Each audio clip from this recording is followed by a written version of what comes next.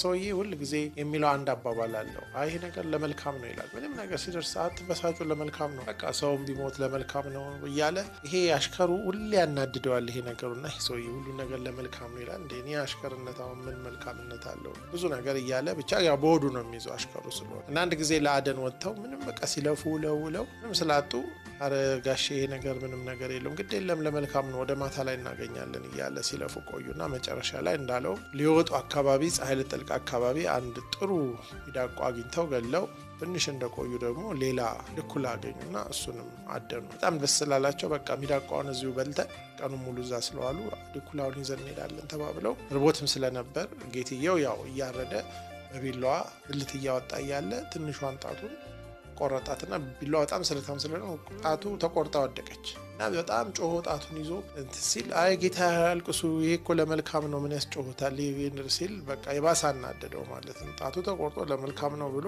ያኛው ለካ አንጀቱ ሲደብን ከርሞ አሁን ጊዜ አግኝቶ ለመልካም ነው ምናምን አለው እና መጨረሻ ላይ ተናዶ ጣቱ ላይ ከጠቀለለ በኋላ ሂድ እንደውም አትበላም ከኔ ጋር ወደ ቤት ያኛውን ተሸክመ ሄድ ብሎ አሽከርየው ወዱ እየሳቀ ድኩላውን ተሸክሞ ሄደ። ከዛ ያኛው ሰውዬ ገና ጣቱን ጠቅሎ ትንሽ እንደቆየ እዛ አካባቢ ያሉ በጣም ፕሪሚቲቭ የሆኑ ጎሳዎች ነበሩና ጫካ ውስጥ መጥተው ከበቡት። ከዛ አሰሩት እና እየፈነደቁ ለካ በየአመቱ ፈጣሪ ብለው ለሚያመልኩት አምላካቸው አንድ ሰው ይሰዋሉ። ሙሉ ጤነኛ ሰው ካገኙ ይሰዋሉ። ከዛ በኋላ ሊሰውት ሁሉን ነገር ጨርሰው ማታ ላይ ሰውነቱን ሁሉ እየፈተሹ እያለ መጥተው ጣቱ ቆራጣ ሆኖ ሲያገኙ ጊዜ አይ ብለው ተቆረጠ ጣት ያለው ሰው መሰዋት አይችልም እና ለቀቁት። በሪድ ከዚህ ብለው ተጎራዳ ጣት ነው ያለ ተብሎ ተረፈ ማለት ነው። በጣም እየገረመው በኋላ የባህሪያውን ማባረሩ እየከነከነው ይቅርታ ጠይቀዋለሁ ዛሬ አንድ ቀን እሱ እቺን ቢል እኔን ሁሉ ቀን ብዬ ዛሬ ያመናጨኩት ብሎ ህይወቱ በመትረፉ ደስ ብሎት ቤት እንደደረሰ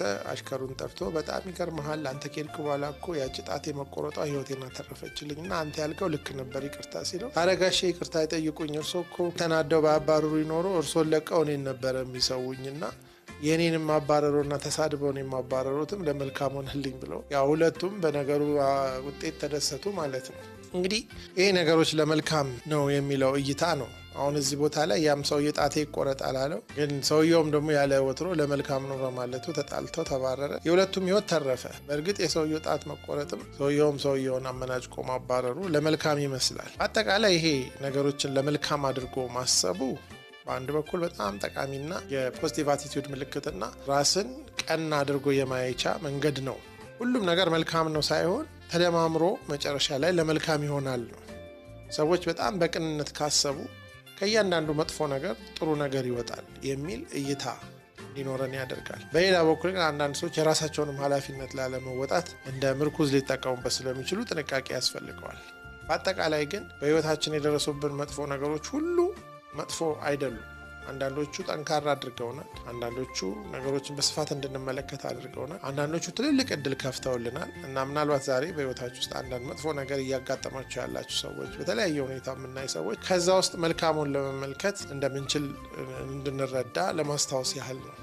በአንድ በኩል እኛ ማድረግ ያለብንን ላለማድረግ እንደ መሸፈኛ መጠቀም የለብንም። በሌላ በኩል ግን በሆነው መጥፎ ነገር ሁሉ ውስጥ ተጠላልፈን መውደቅ የለብንም። ከዛ ውስጥ ጥሩ ነገር ሊወጣ እንደሚችል በማሰብ ከመጥፎ ባሻገር መልካሙ እንድንመለከት የሚያደርገን የህይወት እይታ ነው ብዬ አስባለሁ። ምናልባት አሁን ይሄ ጌትየውም ይሁን አሽከርየው ከዚህ በኋላ ይህንን ቃል ሲሉ በልቦናቸው ደንብ አስበው እንደሚሉ ይሄ የህይወት ልምምድ ያስተማራቸው ይመስለኛል። እኛም እንግዲህ ይህንን እይታ እንድንፈትሽበት የሚጠቅም የጥበብ ሀሳብ ነው። እንግዲህ ነገ ደግሞ ሞር ሀሳብ ተኮር በሆኑ ጉዳዮች ላይ ለሚቀጥሉት ቀናቶች እናንተ ጋር እንገናኛለን። እስከዛው ድረስ